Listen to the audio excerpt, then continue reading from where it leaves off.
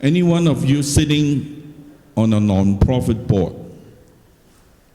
1, 2, 3, 4, 5. Any one of you are staff of a non-profit that you need to fundraise? Okay. Or do you have a cause that is burning issue that you really want to find support? Okay.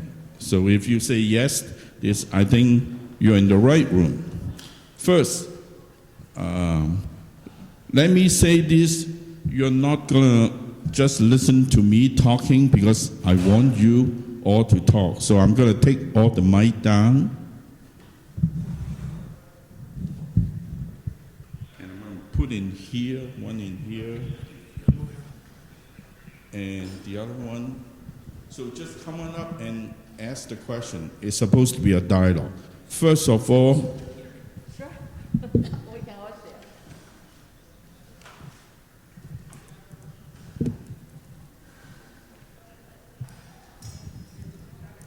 I have a special guest, Dr. Mohani from Hindu American Foundation. He's my special guest. We're going to translate some of the things that I'm going to tell you in the next few minutes and then share his journey that he actually walked through that. That means it's working. But I need to first give you some kind of mindset change. Okay, I know I'm short, so I need to stand up.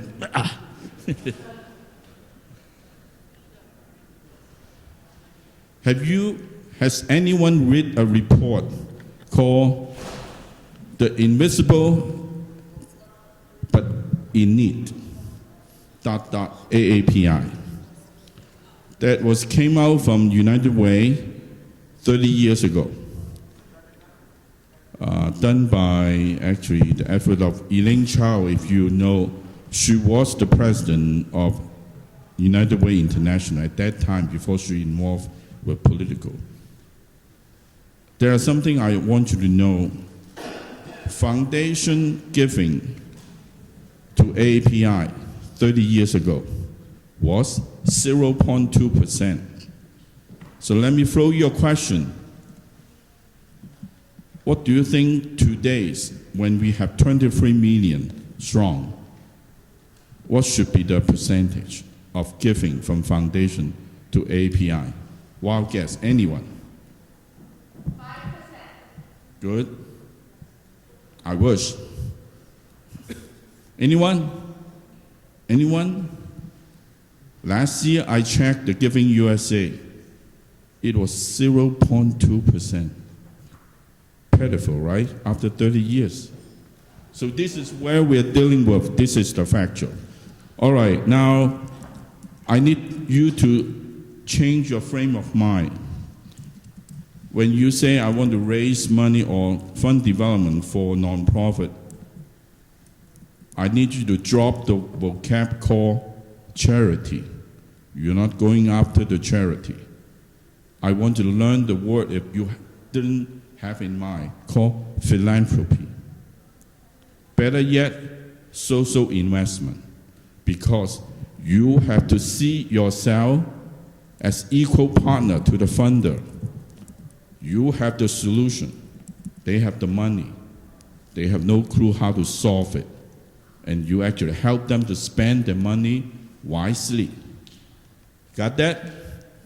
You have to have this mindset to walk in those big foundation or even government boardroom, present your case with this. Then you will have a different perspective to fund development. And it can be fun too. All right, now a couple of a quick word game, because I promise I'm going to go fast. I put like maybe a couple of years of concentrate curriculum into maybe 5 to 10 minutes. Anyone can tell me USA philanthropy, the big pie. What is the amount, if you have any ballpark idea? I'm only talking about giving to USA from philanthropy. What's the amount? Anyone know? I'll give you a hint. 2019, it was $449 billion with the B. Where are you in that pie? That is the question. 2020, when COVID hit, it is $466.23 billion. Last year, I just get that number, is $485 billion with the B. And one fact is the individual giving from this, it is $326.87 billion from individual. So if your fundraising effort, you're focused on the corporate, the government, blah, blah, blah, then you might know you are tilted a little bit of your effort, okay? And what do you guess 2022 hasn't finished yet? What will it be? But I want to give you something that, oh good, can you enlarge this for me? Enlarge it as much as you could so people can see. For the next 10 minutes, I'm going to use this outline, and it's electronic. You can use it as your blueprint to adapt and adopt. Each nonprofit, if you don't have a roadmap like this, I suggest you have one and further detail. Why I say that?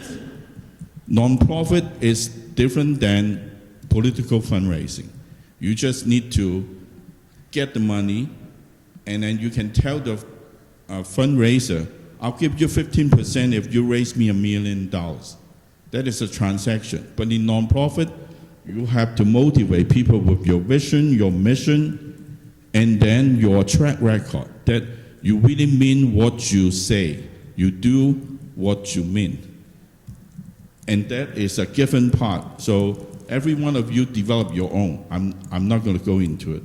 But now I'm getting to, if you haven't had this kind of outline, start them.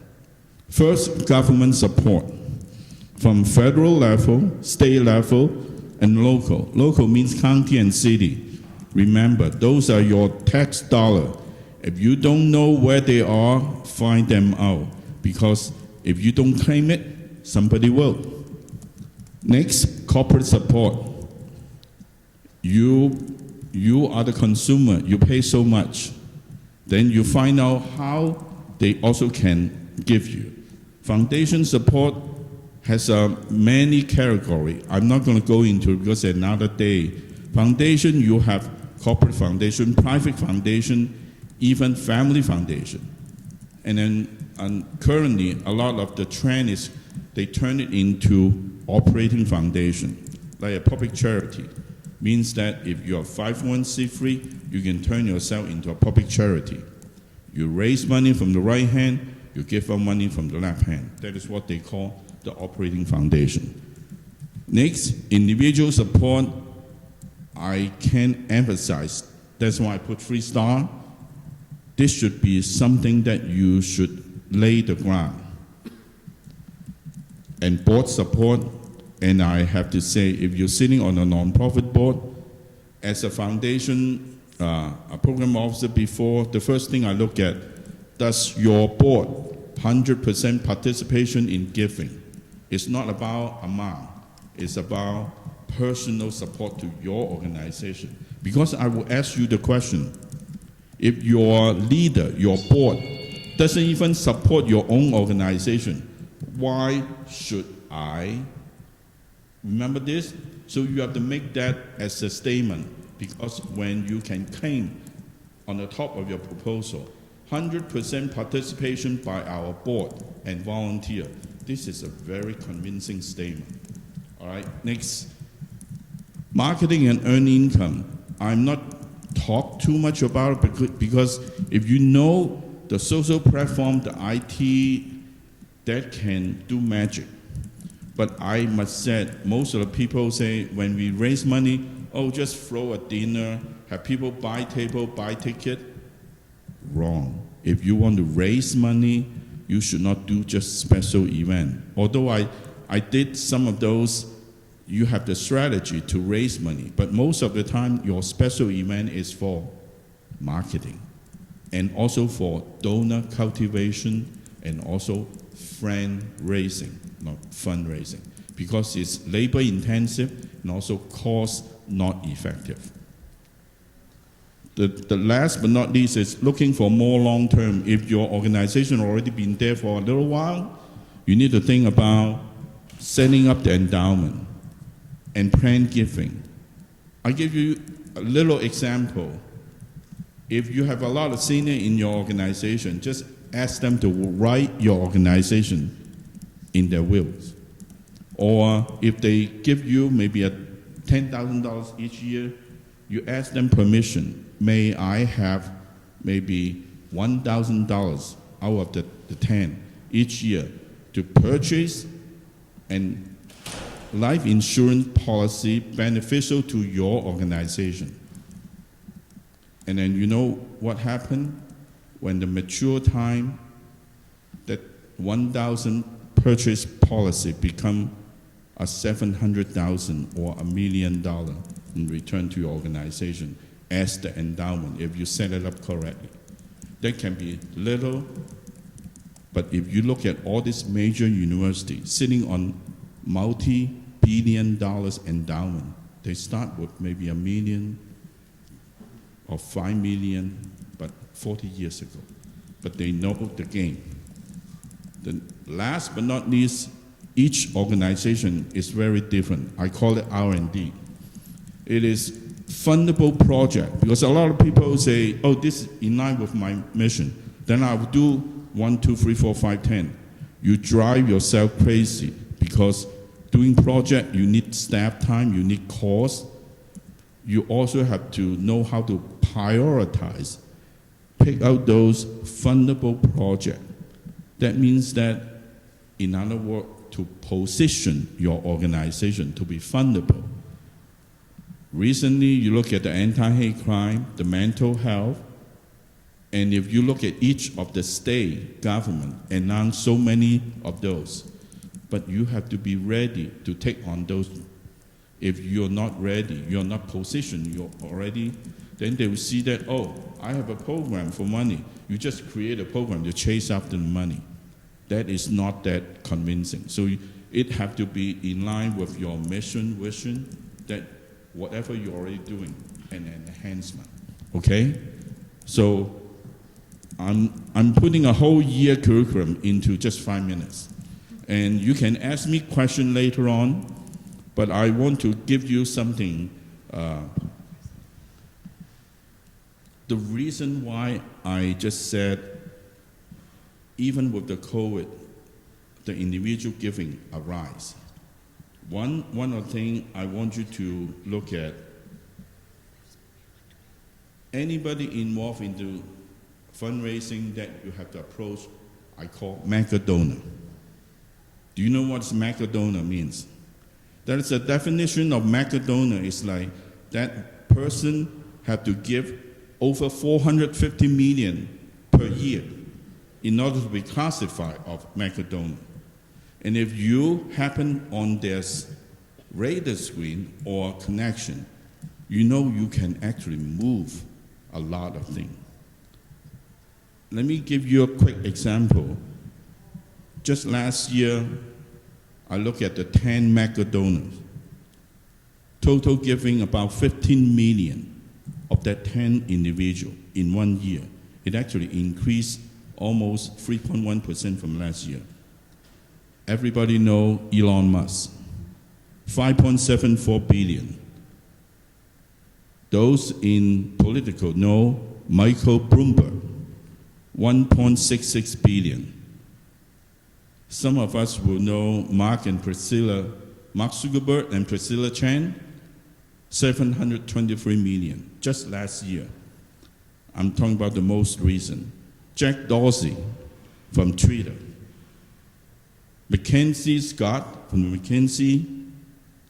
Danny Sanford, Chair and CEO of United National. After that, I'm going to tell you the corporate matching program that you can immediately plug in that are what we call the low-hanging money. Phil and Penny Knight of Nike, Patrick and Shirley Ryan from insurance, they are multi-billionaire. Last but not least is Sergey Brin and Nicholas Shanahan of Google. And those are the people I mentioned. They give out various organizations. Last year, over 450 million. So that's why I'm going to echo to Dr. Mahoney's, because when I talk to him, we echo so much. Fundraising is not about raising money. It is about building relationship. And I pushed it one step further. Building relationship that have mutual trust. You're building trust. And I want to poke your bubble. People give it to you is not because I have a wonderful mission. People give it to your organization because they know you or one of your board members, that they trust them when they make the ask. They give. So people give to people, not to the organization. Of course, it's given that you have a strong mission, you have articulate the program, everything. All right? So at this point, any question? I want to stop because I know all of you been information overload, although I want to give you a lot more. So some of the things that corporate giving program that you miss because you only go to them for maybe sponsorship or something we call corporate matching program. If your organization did not develop a long list, those are free money. Why I say that? Let me give you 10 corporate philanthropy program, non-profit. Like, first, number one, I call it matching gift.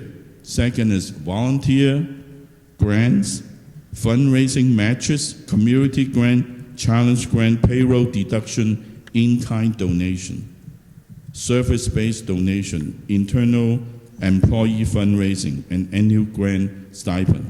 Those are just the 10 most popular. If you don't have it, look it up or call me. But I want to point out the corporate matching program from here. Do you know the highest amount out of some of those corporate? Anyone knows Soros? You know, if you know any employee in Soros, you can actually give whatever money you can raise, ask him or her to write you a check. Because Soros match 1-to-1. 1-to-3 actually, up to 300,000 annually. And so if you develop your friends, your relationship, you can actually just start your fund development program from there. I can list out a couple that you know. My eyes, I'm getting old, so I have to look at my sheet. You look at the screen if you can increase. Some of those, you already know them. GE, 5,000. British Petroleum, 5,000. And some of those, you probably know quite a few from Pfizer, from IBM, from Avon, from Microsoft. Those are all at the 15,000 level. And some of the corporations, they even give to, even if they retire. Boeing, do you know any people working as Boeing engineer? Even they retire. They allow the retired employee to give, and the company will match up to 5,000, 1-to-1 annually. And I have this information, the deadline, the way. I did a highlight. This is only a tip of the iceberg. If you don't have a list, go find your intern to research, because these are all public information in each of the corporation website. Why I say this? Imagine if you have a couple of friends in 10 different organizations. They might not be able to give you 10,000, but you can say, Dr. Mahoney, you give us $1,000 a year, but could you ask 5 of your friends to give maybe 50 or 100? Whatever it together, that person write a check from that company, you multiply by 2 or 3. Does that sound good? So these are immediate, that if you just take that list, you go back, look at your Rolodex, make some phone call, okay? All right, this is like out of many that I want to share with you. But I know today is long, tired. Remember, I gave you that outline. Use that outline to further develop. But I want to introduce Dr. Mahani, an emergency physician and co-founder and board member of Hindu American Foundation. He actually quietly raised a lot of money. And then his journey is different than a lot of us. So I have the privilege to ask him to share his journey. Why I shorten all this, you don't need too much of the technical. Then you can ask him. But I want you to hear the way how he went through that journey. I want to save enough time for you to have a dialogue with both of us so that we can enhance whatever you need. You can ask the question that burning issue from your own organization. But I would like that kind of dialogue. Sounds good? Any other questions before I switch? So without further delay, Dr. Mahani, here's. You like to sit or stand? Thanks. Hello, everyone, and namaste. That's our greeting from India. I want to, thank Anthony for everything that he's mentioned. Fundraising is probably one of the hardest jobs in all our organizations, and nobody really wants to do it. And it can be very frustrating. But he gave a very thorough, overview of fundraising. And I do encourage you to look at these documents. They're really helpful. In fact, even within the Hindu American Foundation, we sent it off to our staff, and they've already looked at it. I did want to add there's two other sources of funding which are in the documents, but I want to just highlight them and reinforce what Anthony's saying. One is a lot of people are setting up their own family foundations, or they're setting up accounts with Fidelity or Schwab, because what happens is they get a whole bunch of money from, let's say, a house sale or a life insurance policy or stock options. So they don't know where to put the money, so they put it into a foundation and they can give that out.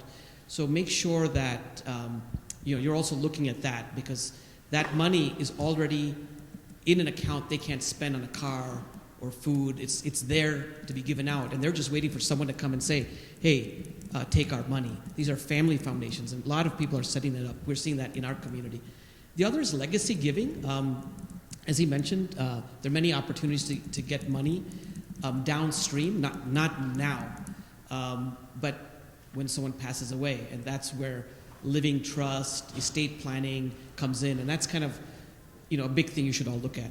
But what I'd like to tell you is at the Hindu American Foundation, we are not a $1 billion nonprofit, right? We've crossed $2 million, but we've been steadily every year increasing our fundraising by 10%. And it's been slow and steady. And so there's two ways we can think about fundraising. One is we're all looking for that $100 million donor, right? You're like, man, why isn't that Asian billionaire, why can't he give us $100 million, right? Why can't that Indian CEO of Google or some company, sorry, I don't want to pick on Google, but that Indian CEO, why can't they just cut us a check for, $10 million, right? And we'll be all set, right? Well, that's hard to get. That's like hitting like 5 home runs in one baseball game, or, if you're a hockey fan, it's like, scoring 6 goals at once, or, in football, scoring 100 points. That's not going to happen. Very hard to get. So let's not, let's hope for that, but that's not the kind of thing as a small group that's starting out that we can work towards. So when Suhag and I founded the Hindu American Foundation in 2003, our model was we want to start doing some work. We want to get our name out there. We built relationships. At that time, she's still young, but I turned 50, but at that time, I was about 30 years old. Well, I got some gray hair now. The fundraising gets you gray quickly, by the way. But we what we did, we said we're going to focus on relationship building, because if anybody's going to be giving us big money, I totally agree with Anthony. There's a little bit of mission there. There's a little bit of what you're doing, but they need to trust you. They need to know you inside out. They need to know who you are, what your life is, how your group works.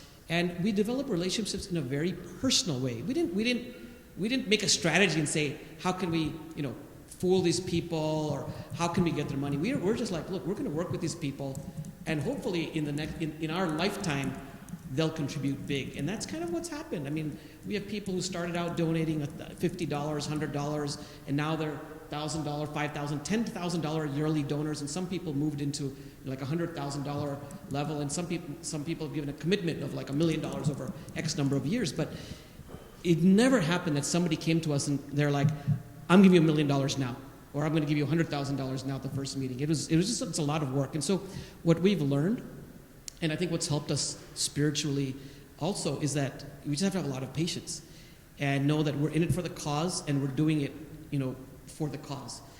One of the things just in our culture and within kind of our spiritual beliefs is that we want to work not for the result, but we're doing the work because the work's important. And when you have that in mind, you sort of, you still work to get the money, but you don't get frustrated when that wealthy person in front of you is not contributing, because you still keep doing your work. And eventually, we know and we're confident that people will come around. They'll realize that, look, this is a group that's here for the long run. They're not just some fly-by-night organization. There are a lot of fly-by-night organizations that come up nowadays, and they quit in a couple of years. They see the commitment. They see people like Suhag was a volunteer in the group. She left her legal job, and she came to work for like literally pennies for HEF after. She's like, you know what? My 1-year-old and 4-year-old kid, not hers, they can be taken care of by our other co-founder, her husband, Asim. And she's like, you know what? I'm going to work for HEF now full time because I believe in the mission. So when people see that, you're sacrificing yourself for a broader cause. You're not making $1 million as a nonprofit CEO. Like some nonprofits, they have CEOs make $1 million. They see that commitment, and I think people appreciate that, and they're more willing to contribute when they see, as Anthony said, the board members contributing. So the take-home message for everyone here is, you can do it. Have that commitment. Let people know of your commitment. Have patience, and make sure people know that this group is led by high people, people with high character, high values, hard work, who are putting their life into this cause. I think you'll see success. Good. I want to play different hat as an audience and ask you that, Sure. why you do what you do, why you want to raise fund for Hindu American Foundation, because you're a physician. Yeah, I think similar to what a lot of us are here for. We want to create a better community for us, and for some of us, we're more affected by hate crimes, right? We don't want to see, Chinese grandmothers in San Francisco, being beaten up in a place where they should be feeling safe. For me, Suhag, Rajiv, Vivek, some of us in the Hindu American Foundation, it's because we want to be understood as a 5,000-year-old civilization that's now going to be the world's India, where the spiritual homeland for us, is now going to be the most populous country in the world. We want people to understand our values, how we can contribute to America, how we have contributed, and we want to create a better future for future generations. So I think, if someone comes to me and says, hey, why should I support this? I'll say, look, our group is representing you. It's going to represent your future. Your children are going to have enough money to succeed because you gave them the most important thing, which is education. Now it's time for you to contribute to your legacy, the legacy of your culture, your civilization, your community. And we feel that there are many good groups out there, but this organization, because of who we have leading this, is a very, very good place for you to park your money, because we're gonna make you proud. May I ask you how much you have raised for Hindu American Foundation? Yeah, I think last year we raised, Suhag knows the secret numbers, but I think we were close to Ballpark? 2.5 million. Total? Oh, yeah. Since 2003? Yeah, 15 to 20 million. 15 to 20 million since 2003. And every year it's been, there were a few years where we had a little dip, but every year we raised a little more, 10%. And we are still hoping for that big jump. We think it's going to happen. at some point, because we know a lot of people have put us into the estate planning, but every year the number of donors that we have increases. We're like, oh my God, it's a bad year, it's COVID. And then at the end of the year, we're like, how did we raise more money? Like, we didn't do any in-person events. How did we get more donors? It's like people connect and word of mouth spreads. And we're starting our first in-person event after 3 years this weekend in Long Island. And it's like all of a sudden we have 125 people who've RSVP'd just with 1 month planning, because people are like, we want you to come back here. So Suwag and I are going to be going down there. Okay, and I must say that 125 person is not just pop up from nowhere. It is through board member, staff, constantly what we call donor cultivation. Phone call, this is what happened to us, this is the program, thank you for your support. So one of the major things is like, people get the dollar, they forget about the donor. You never know, your $200 donor will turn into $500,000 or $1 million. I'll give you an example. When I was at Pew, I have an 18 million portfolio each year, very tiny, because we give out 200 million each year. But I have a donor call me because I'm one of the only 2 Asian out of the 120 program officers. She said, I have about 15 million, I don't want to start a foundation, but I want to give to these 5 causes to API community. But I don't want to give it to those who will disappear next year. I want they have longevity. Where should I go? So I channel some money to the Asian Art Museum because she like art, and I know that they will go away, they will not go away in short time. So build up your reputation, your brand. You never know, anytime people can recommend it to you. Why I say that? Because that old lady driving a beat up Honda, I still remember her. But she owned property in Malibu. And then when she said this, I kind of list out a quick list and send her. So the art museum get $500,000 out of nowhere, what they even know, but at least I will give a hint to their development person, at least thank her. Then, you know what they find out? She was giving to the museum $200 per year for the last 10 years. But no one ever do what we call donor cultivation or donor upgrade. They just forget about it. So take good use of your thank you. You might change some of the people's mind when you reach to that level. Then somebody just say, could you come in? Because I did have people say, could you come in because I'm writing my will. I want to write this organization into. All I do, I send a bank wrap and thank that person, and then that organization has been in the will. When it mature, then another 10 million just trickle down to their account without knowing it. So things do happen, but you have to be first systematic and persistent. One of the things most of us have forgot about, donor just not pop up. Does any one of you know online research? We call donor identification. Do you know where to find your donor? How do you find your donor? Dr. Mahali. So we actually have a staff person who handles our development, and so they use a lot of online tools, including going to like LinkedIn, looking, doing some web searches, things like that, and then looking through networks. So when you connect with, you find somebody who knows someone. That's how you can find them. Great. I'll give you a quick tips. Doesn't cost you any money. Do you know your peer organization? Find your peer organization, particularly those good ones. Look up their annual report. At the end of the annual report, you see the donor list. And then if you look up a few other organizations, you see those donor name appear multiple times. Because my background, I was trained as a classical composer. in arts administration. So I look up arts.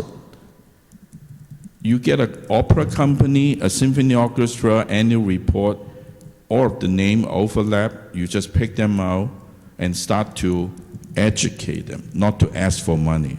Send your program, send your whatever's positive thing, send it to them. Just want to share the story. If you share enough, then you can start invite them to your event, to your.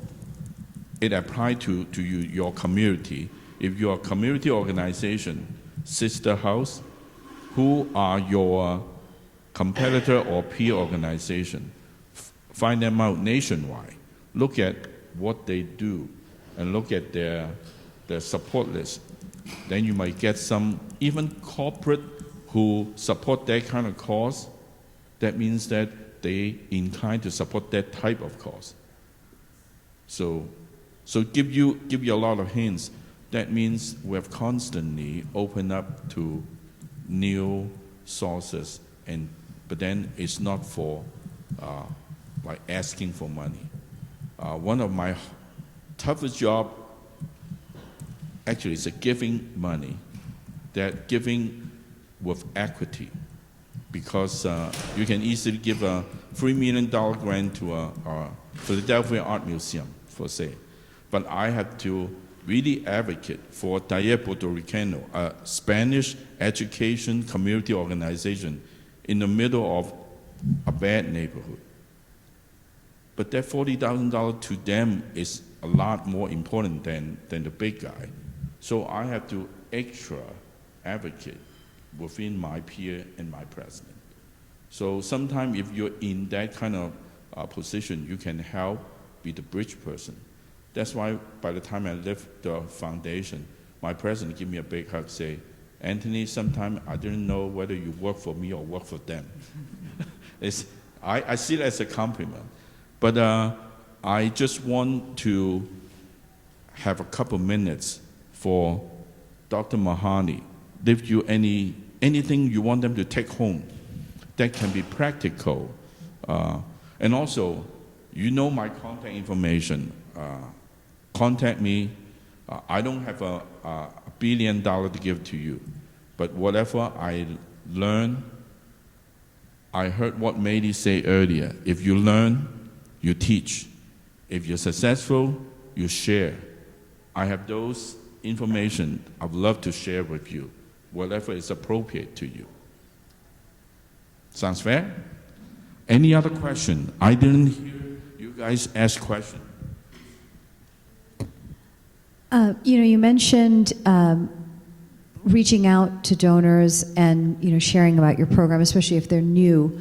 Do you have a formula on how many non-ask points of contact are kind of the special sauce before you make the ask and it's successful? That is a $1 million question. Very good question. It is when you have a little sophistication, because when I do individual, I share with you my secret. I start what I call a blue book. Those big names, I'm not just arbitrary throw in. If you're not consistent, look at the Forbes 500. Look at those companies. Look at who is most wealthy, who is most philanthropy, who give whatever. Collect those information, start your blue book. Whenever you have opportunity, you send your related program or invitation. They might not come.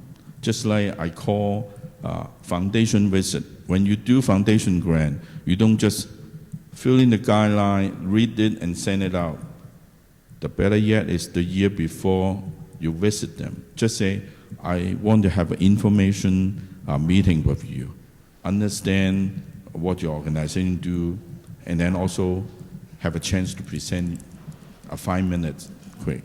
After you do that, then you start cultivate. You already have the face-to-face connection, and put in those relevant programs. Don't send them too much thing because they got them a lot.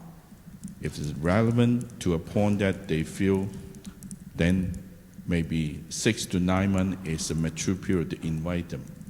Invite them as speaker, invite them as community, what we call the observer, or even attend your program. So those are the things that is part of the donor cultivation. I can speak the whole day just on this because, yes, 20-some years ago, I was teaching fundraising for graduate students. And I was on the AFP board. But when I get into the foundation, I have to resign from all those. But I'm the amphibian. I like to help people who try to raise money know where to put. Such as Alaska now has new opportunity. Let me give you a quick tips. Government grant, state and federal, particular federal, you can negotiate, pre-negotiate an indirect rate. Why I say that? Once you have the indirect rate approved by the federal, every dollar you raise, whatever that percentage, no question asked to go to your overhead. That's why I negotiate for Nueva Esperanza, a Hispanic community development corporation. 26% of indirect rate. Every $1 million, I have 260,000 that I can hire the best executive for the program, the personnel. You pay people correctly, pay people to the appropriate, then you provide the top quality of program. So it's a long process, a lot of paperwork. So if you're too small, don't try a federal grant so easy because it can kill you. Just the reporting system, it will almost need another full-time person. But put it in your back burner. When you get to that stage, you could. And recently, there are so many of the anti-hate and also the mental health direct services. If you're in part of those interventions, there are opportunity in every single state in America. Because Biden signed the executive order, it is not just a signature, it means that federal resource behind them in each single federal department. That's why last year we meeting with the Biden senior advisor and then their NHPI commissioner, and they told us there's a lot of those resources coming out. But of course, they are for everyone. And you know what? African American and Hispanic are most savvy. They know where they are. They're already waiting and what I call position themselves to be able to fund. We are like a few steps behind. So position yourself. Position yourself means get your organization organized in order. Your audit, your financial statement, your program, utilize the marketing, the website. It is something you should invest into. Use a lot of those young folks that they are very savvy in those. Doesn't cost you that much money. Don't go to big company to create those costly websites. Sorry, I take too long to answer this. Any other question? Yes. We have a lot of cultural healers. We trying to identify some of the mental health funding for them. But of course, our practice through shamans and through the herbalist is not accepted by the Western standard. And we have a very difficult time to justify our cultural healer is part of the mental health system. Is any suggestion where we can come in with some creative ideas? Yeah, our group hasn't gotten to this to have the infrastructure to get federal grants yet. As you said, we haven't, right? Yeah, because it's a lot of overhead. So I don't know how to navigate that. But what I've heard from other groups is that if you're getting to the stage of like getting grants, it's nice to get people with experience in grant writing, because what they can do is translate what you want to do into language that a federal administrator can understand. And this actually gives me an idea to mention.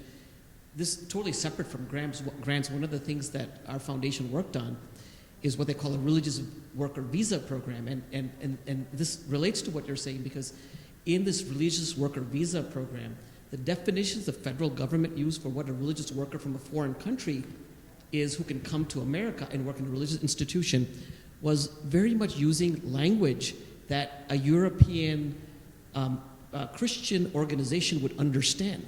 But if you have the nomenclature you used, a cultural, what is the language used? Shaman. Like a shaman, or in the context of, in the context of someone from India, like a temple architect who's spiritually trained to design a temple, which is a spiritual place of worship, or a priest in a non-Catholic context. The federal government had no idea what those people were, so they weren't getting visas. So we had to explain to the federal government that you just need to broaden your definition and language so that ethnic communities like, the Indian community or other communities in the world, people who follow like shaman traditions or other indigenous or Asian traditions, can then be understood by a federal government person who's going to process the application. So what I would say is, for a grant like that, it sounds like what's needed is training somebody receiving the grant to interpret what you're doing so they understand that this is just another name for a worker who's doing the same, providing the same service to the community. To get to that point, I guess you need someone who understands grant making and maybe has perhaps some inside information, but it's really worth a shot to, explain that. That's what I would say. I want to echo on this. What you just talked about is like, first, all of us, not just you, have to learn how to tell our story, articulate them, not just to our own folks, to be able to speak the language that at the mainstream that they can understand. The reason why I say that, if you're an API organization, Google or check out the Go House. Has anyone heard about this? See? They are a bunch of API that are from Hollywood. They want to give out grants to Asian American and Pacific Islander organizations that can tell their story. They also use the community grading, means that if you are endorsed by so many of your community members, send it to them. The winner in each state get 100,000, just like that. The smaller one get 20 grand, 50 grand. If you miss that opportunity, they just did a 2-round. Check them out. It's also using the money to help you to tell your story. Recently, California also have that. Have like about 110 million, but more for intervention, mental health, direct service, but they earmark about 11 million for AAPI minority media company to tell our story. And I believe there is also appear in so many other states. Look them up. There is a government grant.gov. Check that website and then have an intern to look it up, because even though government grant mostly, when they announce, you only have 60 to 90-day window to apply. And I tell you a little secret, because I used to be on HHS, Health and Human Services Federal Grant Reviewer. If they want you to get grant, a year ago, I'll come to you and I'll send a technical assistant called TA company to educate you. Make sure you are well prepped, well positioned. When we announce the grant, it's open competition. Everyone can apply, of course, but you will be the most prepared one. And when the proposal being reviewed, you got that. They don't do any other trick, but you will be the best candidate. But you are not on the same playing field, because if the department want this organization win, they will prep you. That's how I learned from the Hispanic organization. Wow, we flew into Florida, meet with the HHS secretary, and then come back with all this help. This is how the Hispanic are doing. When they want to get the national agenda to the president, 20 years ago, we start an event called Prayer Breakfast. Every time the president is the, by default, invitee and the highest rank of the other party. That's why even the first one, we have 3,000 people from all 50 states representing Hispanic community, faith and community-based leaders all show up. The tradition going on every year, and that is also a platform for them to present one, not many, national agenda each year. Can be very powerful. But we still have to catch up and learn to do that. Any other question?